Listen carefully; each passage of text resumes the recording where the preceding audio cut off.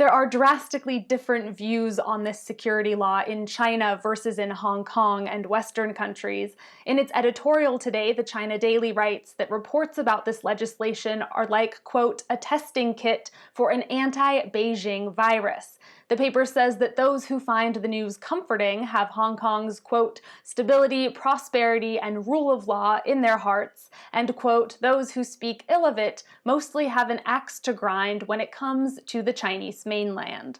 Hong Kong's South China Morning Post, meanwhile, cites opposition politicians who say that enacting this legislation is like announcing the death of the one country, two systems policy.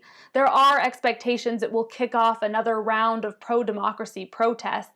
And as we see in this cartoon from the paper's Harry Harrison, the coronavirus, for one, is quite concerned. One virus particle is saying to the others, I think Hong Kong is getting distracted by other issues. Here in Europe, a new report from Sweden's public health agency found that by the end of April, just over 7% of people in Stockholm had developed antibodies to the coronavirus. That's well away from the minimum 40% that's required to potentially benefit from any herd immunity.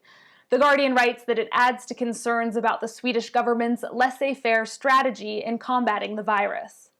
A laissez-faire strategy that many Parisians seem to be adopting with regard to masks. The newspaper Le Parisien went around the city on what was a very balmy Thursday, counting the number of mask wearers. They concluded that barely 1 out of 10 Parisians were covering up their faces.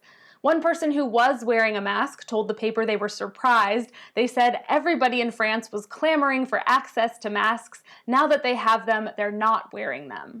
The paper notes that many people were just getting carried away with reunions with friends and family, and with pets, as we see in this last story. A man in Spain filmed his emotional reunion with his donkey, Baldomera, after 2 months apart. In this video, she rushes over and starts loudly braying as he pets her. He breaks into tears. The whole thing is very sweet, and you can find many links to the video online.